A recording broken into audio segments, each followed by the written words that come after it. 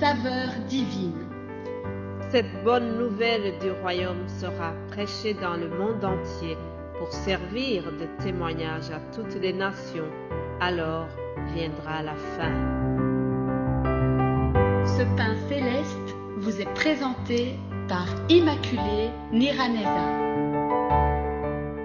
Bienvenue, très chers amis, vous tous qui écoutez cette émission Saveur divine. Que la paix de notre Seigneur soit avec vous. Bénissons le Seigneur pour ce nouveau jour. C'est ici la journée que l'Éternel a faite. Qu'elle soit une journée de joie et d'allégresse. Je souhaite que ce mardi soit pour vous une journée de joie, une journée de victoire, une journée d'avancement et une journée de bénédiction. Vous tous qui écoutez vraiment ce message, que Dieu vous bénisse abondamment.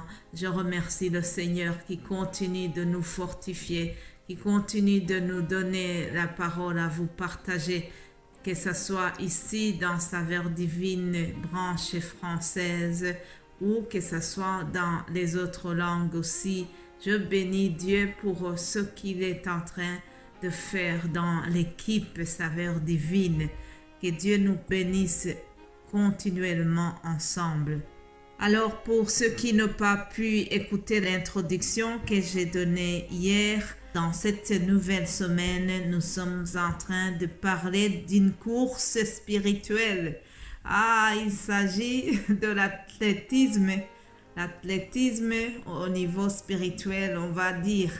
Paul est en train de nous rappeler comment nous devons remporter le prix. Il y a un prix qui nous est réservé au ciel, chers amis. Vous le savez si vous êtes dans la foi depuis un moment. Peut-être pour ceux qui ne sont pas convertis, ils ne veulent pas facilement comprendre, mais ce message s'adresse à tout le monde. Pour vous qui connaissez le Seigneur depuis longtemps, vous les gens qui sont à recherche, vraiment, la parole de Dieu nous est tous destinée.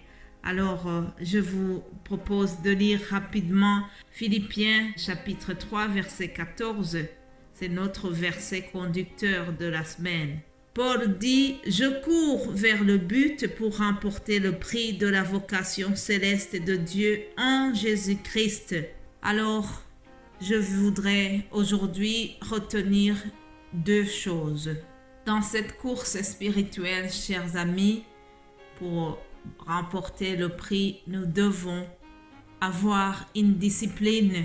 Il y a une discipline que, en tant que chrétiens, nous devons adopter. Il y a une discipline que les athlètes adoptent lorsqu'ils doivent participer à un concours.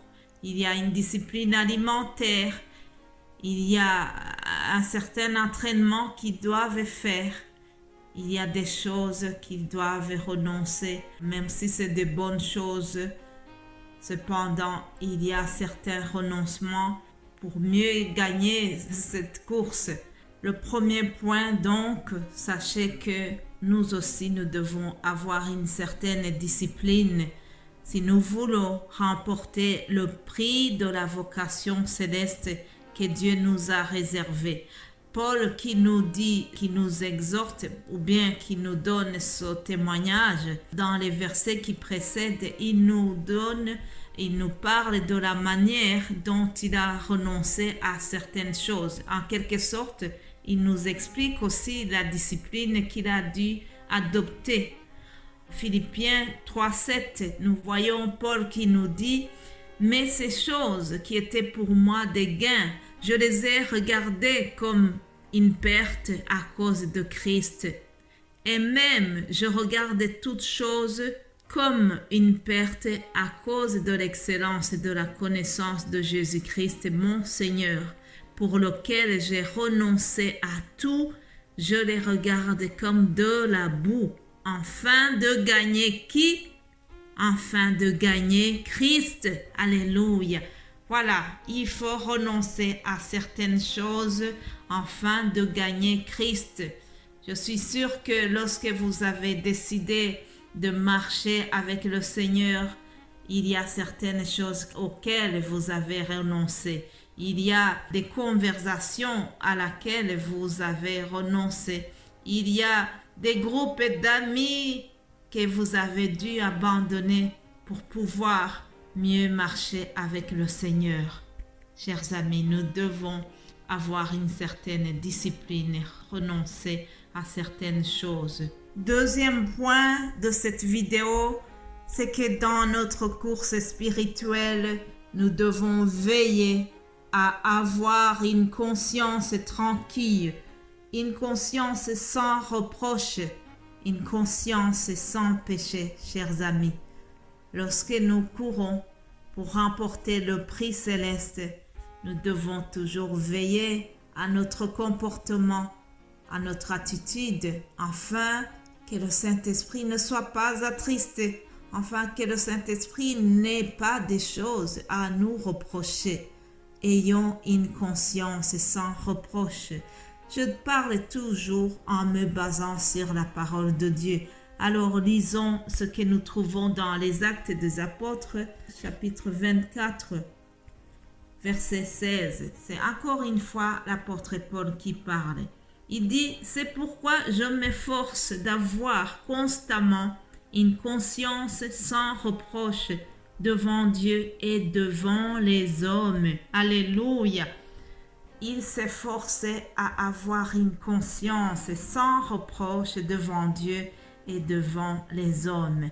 Mais bien-aimés de Dieu, lorsque nous courons pour remporter ce prix céleste, ne cherchons pas à plaire les hommes, cherchons surtout à plaire Dieu.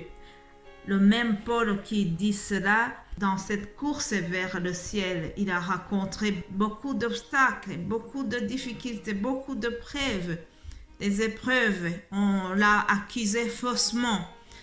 Lorsqu'il dit cette parole que je viens de vous lire, c'est parce qu'il était en train de se défendre devant le gouverneur qui s'appelle Félix. Donc on avait arrêté Paul en disant qu'il est en train d'égarer le peuple, on va dire, qu'il a suivi une secte qui a un but d'égarer le peuple. Mais ce n'était pas vrai. Nous voyons ces accusations dans le chapitre 24, acte 24, au verset 5. Ces accusateurs disent « Nous avons trouvé cet homme qui est une peste, qui excite des divisions parmi tous les Juifs du monde, qui est chef de la secte des Nazaréens et qui même a tenté de profaner le temple, et nous l'avons arrêté. Nous avons voulu le juger selon notre loi, mais le tribun Lysias s'était arrivé, l'a arraché de nos mains avec une grande violence en ordonnant à ses accusateurs de venir devant toi. Tu pourras toi-même, en l'interrogeant, apprendre de lui tout ce dont nous l'accusons. Les Juifs appuyèrent son réquisitoire, soutenant que les choses étaient ainsi. Chers amis, les chefs religieux juifs n'étaient pas contents de l'œuvre de Paul, l'œuvre de Dieu que Paul était en train de faire. Alors, par jalousie, ils ont essayé de l'accuser envers les autorités romaines. Alors, vous voyez les accusations qu'on a portées contre lui. Ils ont menti qu'il était en train de chercher les divisions parmi le peuple. Et on l'a accusé aussi d'avoir créé une secte qu'ils ont appelée la secte des Nazaréens. Ah, chers amis, ce ministère de Christ a été traité de tous les noms. Les apôtres ont rencontré beaucoup de difficultés, mais ils ont continué la course. Ils ont continué la course. Ici, nous voyons comment Paul s'est défendu, comment il a parlé à Félix, le gouverneur, et il lui a témoigné qu'il n'avait pas vraiment une conscience qui lui reproche quelque chose. Je vous exhorte vraiment à relire ce chapitre 24 et 25 des Actes des Apôtres et vous verrez les accusations ainsi que la défense de Paul. Et tout cela nous montre que dans ce chemin vers le ciel, ce n'est pas toujours facile. Cependant, nous devons continuer à courir. Courons en ayant une conscience tranquille. Courons en ayant une discipline sévère. Voilà tout ce que je vous souhaite. C'est au nom de Jésus-Christ que je vous ai partagé ces paroles et que le Saint-Esprit continue à vous parler. Je continue demain. Alléluia. Amen.